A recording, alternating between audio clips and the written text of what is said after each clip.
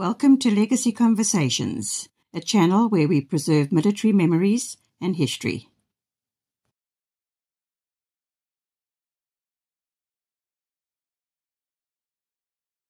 Hello everyone. We're still busy at SAAF Swartkop. I'm quite excited about it. We've got fantastic footage. But remember, there's a lot more to see here than what is actually shown. You have to go to the place to find the rest. It's absolutely worth your while and your money to go. And we always need help. But today we are talking to a C160 pilot known as Tiger Willie, Brian Wilford. And he's telling us about the C160. We're also going right inside the cockpit as well as the cargo area. But before we start, let us see what our sponsors of this video has to say. I've been asked by many people how they can assist the channel. Now, there are various ways. For now, I want to speak about the Patreons. You can join the Patreons where you support us by donating $5 a month. If you want to do more than $5, of course, you're welcome. But $5 is the minimum. And it's completely free in the sense that if you don't want to carry on with it, you just cancel your subscription and then the $5 will not be deducted from you anymore. Now, what you get out of it from the Patreons is you see many of the videos you see first. And you have direct access to me. So if you want to talk to me or you have ideas or you want to just meet somebody who I have access to, normally through the patrons, we will definitely bend backwards to assist. So it's a good cause because we need the money to pay for the internet, for equipment, for fuel. When I was in South Africa recently, we drove almost 10,000 kilometers to record all the different museums and aircraft and people and armored vehicles and things like that. And the Patreons are the one who is paying for the fuel by making their donations. Now, there's 100,000 people a month who come to Legacy. They watch on average 30,000 hours, between 25 and 34,000 hours a month for videos. And out of that 100,000, only 50 people, as I speak here now, which is January 2025, is willing to give us $5. So if you have $5, please go to the link. You can find it everywhere underneath the videos. You can also find it under this video. Go to Patreon, sign up, and let me see you in there at Patreons. Thank you for listening, and let's get back to the video. Okay, I'm Brian Wilford, retired colonel from the Air Force. And in my young days, from 1974 to early 76, I flew the Transall at 28 Squadron. Now, the name Transall comes from the Transall, Transalliance, which was a company that built the aircraft. And it was one of the first joint ventures that came around in Europe before the Airbus and the Eurofighter and other activities got going.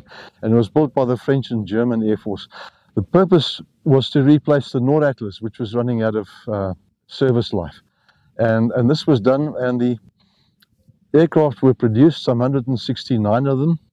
9 of those came to the South African Air Force, designated C160Z. And their serial numbers ran from 331 to 339.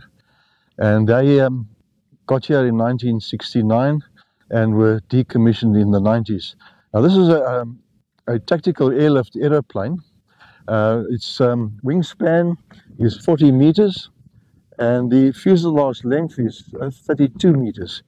And it's powered by 2 Rolls-Royce Tyne engines, each delivering 6,100 horsepower, which is a lot of power. They also were powered by water methanol for takeoff. You could get a bit of extra power out of them, and this assisted quite a lot. The propellers are 5.4 meters in diameter, and in its day it was the largest propeller in the world fitted to the engine of the aircraft. You'll also notice that the wheels got 8 main wheels, whereas the C130 only had 4 main wheels. And at 69,200 kilograms all up weight, one can quite clearly see that weight spread over 8 wheels made it far better for airfields that were unprepared or rough, or perhaps even not all that well macadamized, and it could go in therefore where the C130 couldn't. The other thing you'll notice is that the undercarriage area is on the outside of the aircraft, making plenty of space inside where the C130 had some restriction there. Space here is 16.9 meters by 3 by 3 meters, which is quite voluminous. In there, you had room for 90 passengers or some 68 paratroopers with their equipment. And we'll be showing you just now there's also a place to put up litters, and we could also carry patients. The center section of the aircraft could be kitted out for additional seating, and that's why we've got the place for the extra seats. The other interesting part of this aeroplane is that the wings are high above the ground, so sand and dust and that sort of thing were never an issue for landing and takeoff on short fields. And the auxiliary power unit, if one wanted to see that, on the right hand undercarriage there's a square object there, and where that opened was where the auxiliary power unit was, and that provided hydraulics and air pressure and electricity to get the engines going, and when you needed that before startup. Now the French had an interesting system here. All their odd numbered stuff were on the left hand side, so you had number 1 and number 3 hydraulic pump on the left, and number 2 and number 4 on the right, and number 5 of course was in the auxiliary power unit. We always said that the French went and found out how the Americans did things and how the British did things, and then they did it their way. Okay, seen from the side, this aircraft has an entrance, a crew entrance door on the front, and a cargo door that could open just to the right of it, where one could get large objects in there.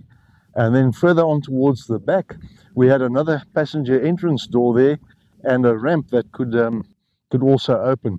Now this aircraft had an interesting feature in that you could kneel it. You could raise the front of the undercarriage and lower the rear so that there would be an even area for entry and exit, especially for vehicles and things that had to go inside. And it also helped a lot for when we had to deliver freight or anything in a hurry on the ground. It could be wheeled out with quite easily. And in the air as well, one could also open the ramp and do aerial delivery and move supplies by means of an airborne supply there.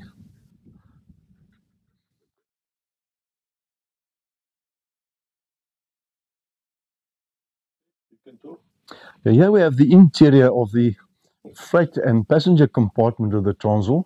Now, as I said just now, outside we could also mount stays up here, and you can see these holes up in the roof, and put extra seating in back to back down here, and that made room for everybody.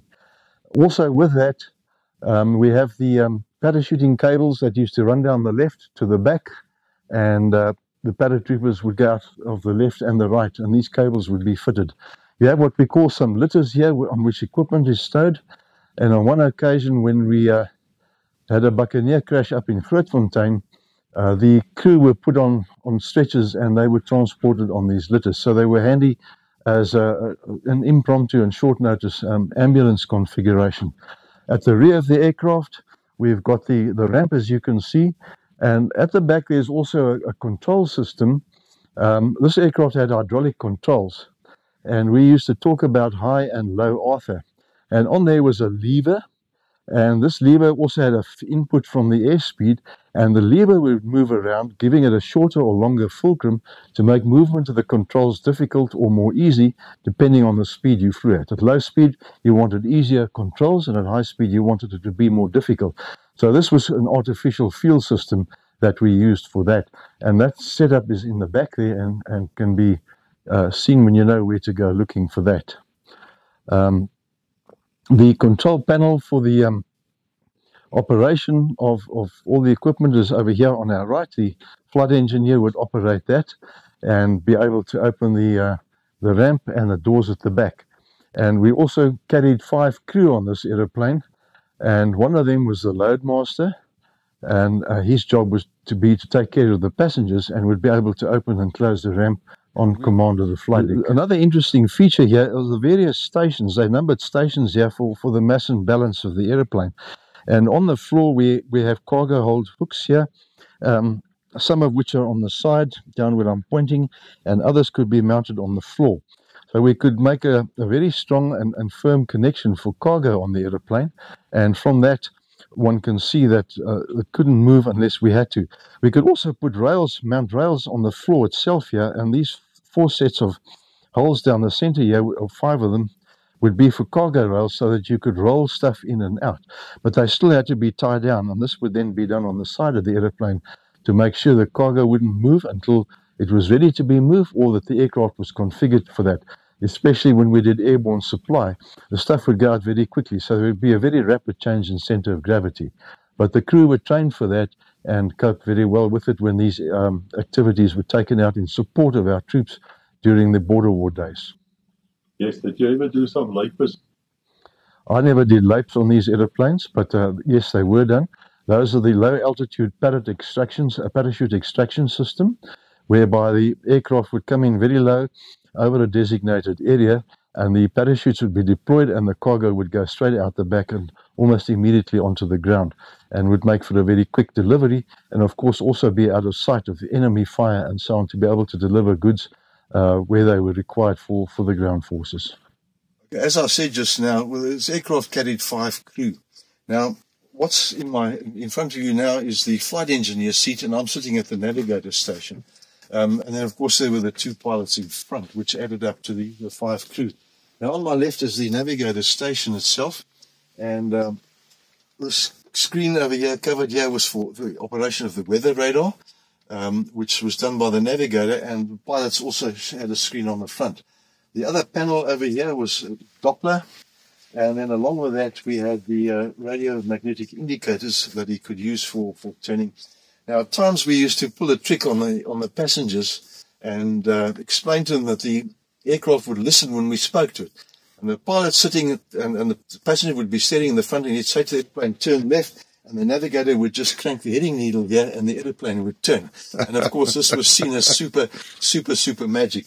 But those are the sort of things we got up to there, but by way of some mischief.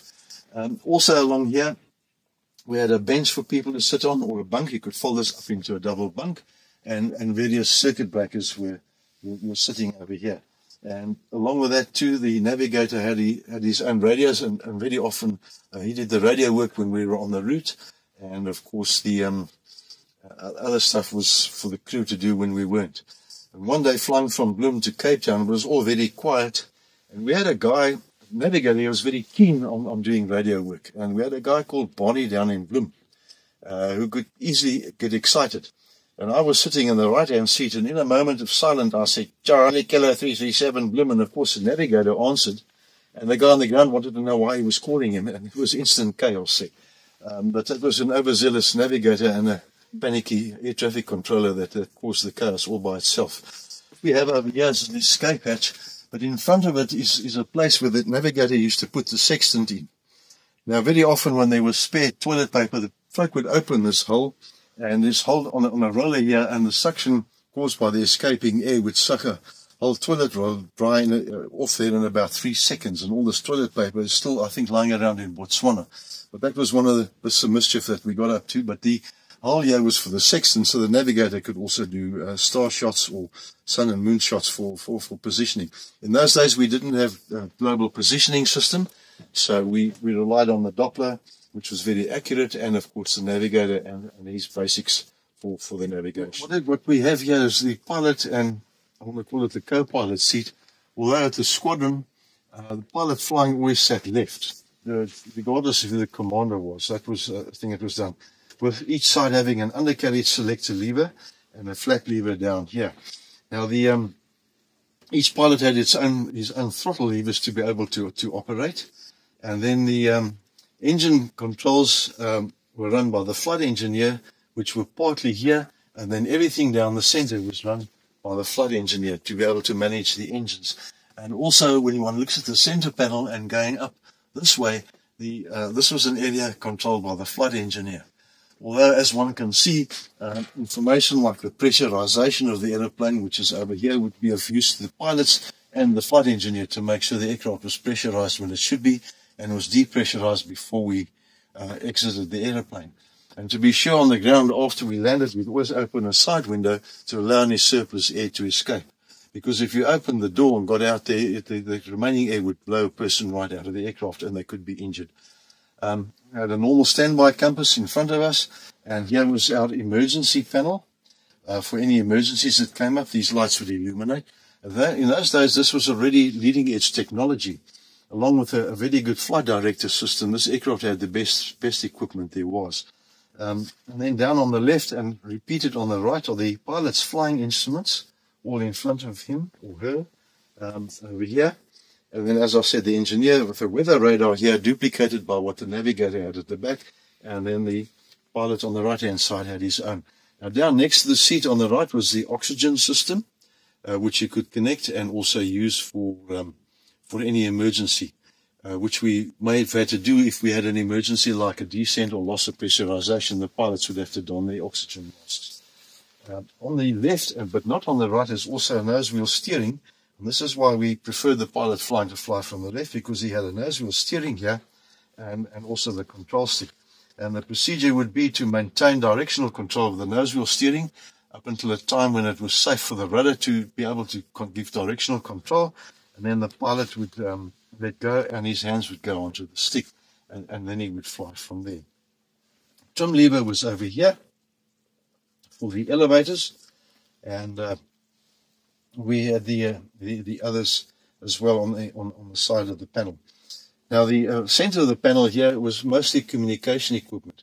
And one very useful piece of equipment over here was the ultra-high frequency, which was the only other aircraft in the Air Force that had that at the time was the Buccaneer. So we could communicate directly with the Buccaneers or between ourselves, and nobody else would be able to listen in. Besides that, we had the VHF radios and the navigation aids also from here. And then also the autopilot equipment was located over here. And the other ancillary trimmer switches and over here we could see the barber poles there. They would normally be white when they're functioning. Right now they're not functioning, so they're black and white. Those would all be there for the pilots to use as a useful piece of information. And below the right-hand lever, there's a VHF MCM little gauge over there. That would be used for search and rescue for aircraft on the ground, and it would indicate whether the beacon would be straight ahead or left or right. We'd also have a procedure there to determine whether the aircraft was ahead or behind by the strength of the signal getting weaker or stronger as we got to, and that would be an aid. But along with the navigator, that would be a search and rescue function for this aircraft.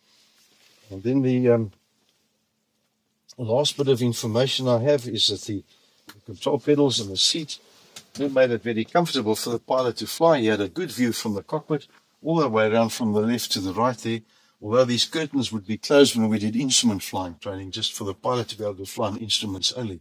So that was a training aid there. And that is as much as I have to say about the C160 and the memories of this aircraft and the many people who flew it. Is this thing on the steering wheel, is that a watch here in the middle? Oh, this is a stopwatch. Sorry, the stopwatch functions, what we used to use it for was for instrument flying, when you had to enter a holding pattern, or if you were doing low-level flying and you had to get to a certain point at a certain time.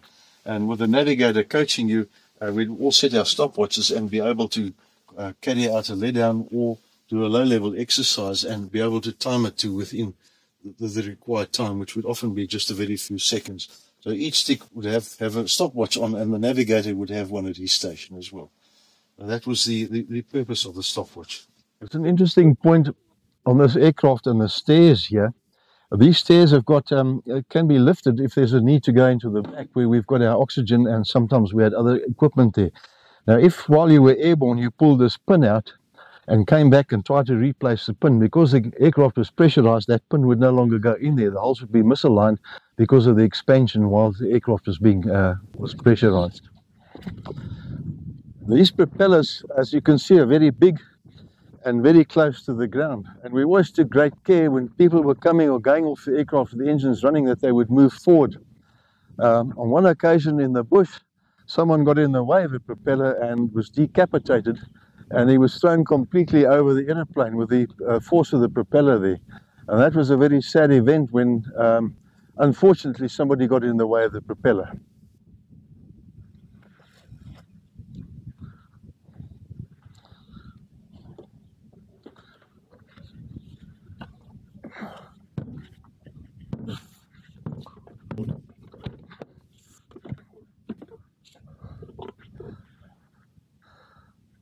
It's all closed. Yeah, Flat, my story is uit. I'm Phil Skellen. I'm the president of the NEC of the Friends, and I also serve on the Museum Council since 2008.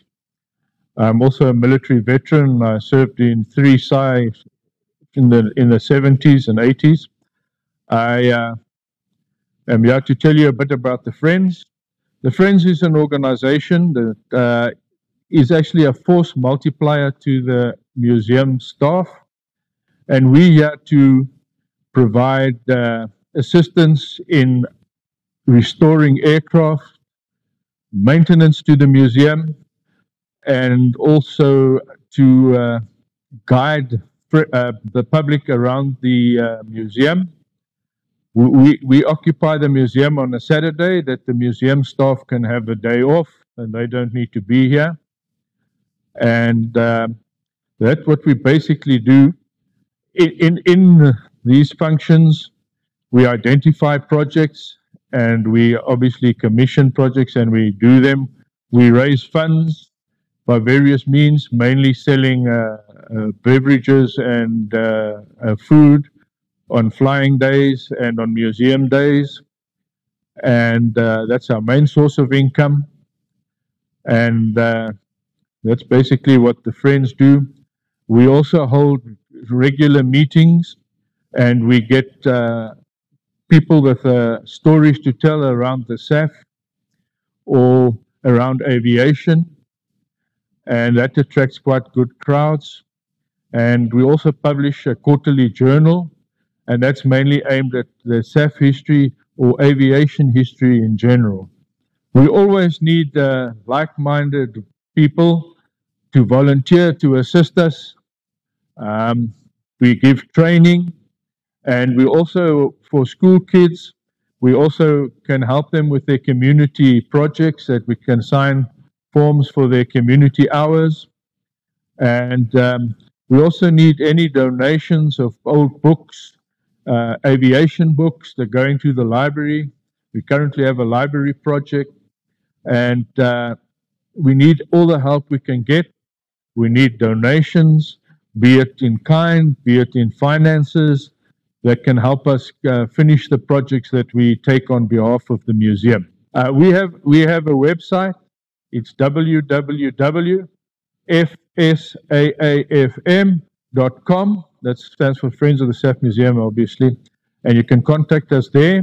On there is all the details. And you can get membership forms on the website. We also have, you can look us up on Facebook. All the branches have a Facebook presence, and that's where you can find us. Yes, we're looking forward to hosting you at our museums, and please come up and introduce yourselves, that we can give you a guided tour of all our artifacts, all the jets, all the transport aircraft, the Shackleton, and the helicopters, and so on.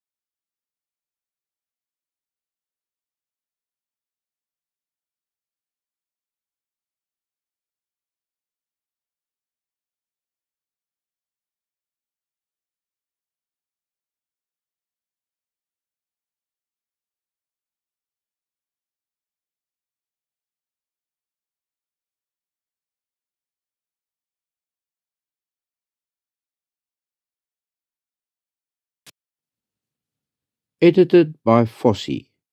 If you'd like to see what he gets up to in his spare time, do please visit his own little YouTube channel, Fossey at Treasure and Treats. Links included below. Your support would be highly appreciated. Help me grow my little channel. Thank you. Dankie. Inkos kakulu. Bye. Thank you for watching. Please like, subscribe, and ring the bell to receive notifications.